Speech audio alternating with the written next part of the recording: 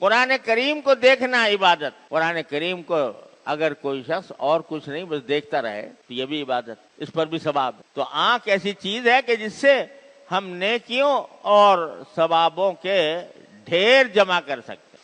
اپنے والدین کو محبت سے دیکھ کر, اپنے قرآن کریم کی تلاوت کر کے. اور یہ بھی سمجھ لیں کہ ایک تو بسا اوقات لوگ حافظ ہوتے ہیں تو ان کو دیکھ کر پڑھنے کی ضرورت نہیں ہوتی, لیکن ان کو دیکھ کر پڑھنا زیادہ ثواب ہے. یعنی ایک تو قرآن کریم کی تلاوت کا, اور دوسرے قرآن کریم کا جو مصحف ہے یعنی اس کا جو نسخہ ہے اس کو دیکھنے کا ثواب ہے.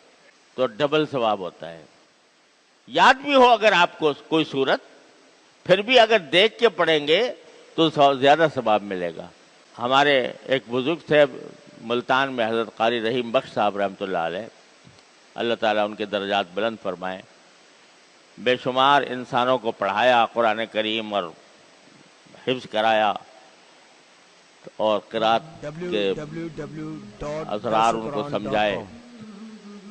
وہ ان کا معمول یہ تھا کہ وہ قرآن کریم کو 3 طریقے سے ختم کرتے تھے. ایک تو اپنا حفظ ہے, پکا حفظ تھا وہ, تو اس میں کہیں غلطی نہیں لگتی تھی کبھی بھی. ایک تو اس طرح کرتے تھے. ایک قرآن ختم کرتے تھے دیکھ کر, سامنے قرآن کریم پر نسخہ, حالانکہ یاد ہے الف لام میم سے لے کر والناس تک سب ازبر ہے, لیکن دیکھ کے, بھئی قرآن دیکھ کے پڑھ رہے ہیں. اس طرح جیسے کوئی حافظ بھی نہ ہو وہ پڑھتا ہے.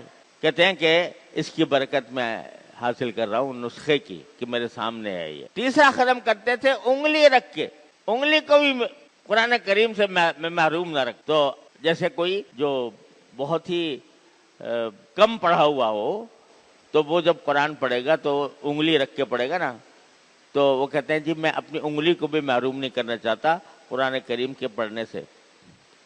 تو انگلی رکھ کے پڑھتے تلاوت کرتے تھے. تو قرآن کی تلاوت ایک چیز, ایک ثواب, قرآن کریم کو دیکھنا دوسرا ثواب, اس کو چھونا تیسرا ثواب. یہ اللہ تبارک و تعالی نے قرآن کریم کے اندر یہ خاصیتیں رکھی ہیں. تو آدمی اگر قرآن کریم سامنے ہو اور پھر پڑھ رہا ہو اس میں زیادہ ثواب ہے. اب آج کل موبائلوں میں آ گئے قرآن شریف, تو موبائل میں لوگ پوچھا کرتے ہیں کہ پڑھنا جائز ہے کہ ناجائز ہے.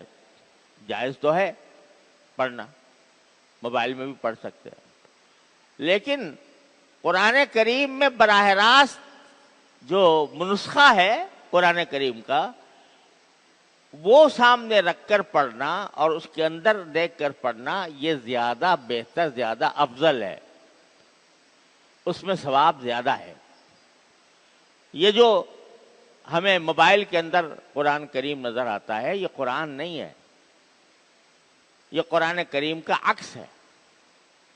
جیسے آئینے میں نظر آ رہا ہو تو اس کے وہ احکام نہیں ہوتے جو حقیقی قرآن کریم کے نسخے کے ہوتے ہیں.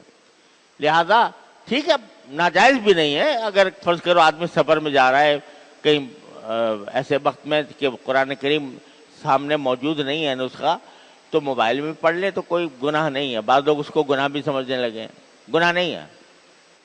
البتہ یہ ہے کہ قرآن کریم کے براہ راست نسخے میں پڑھنا زیادہ افضل ہے, اس میں زیادہ ثواب کی امید ہے.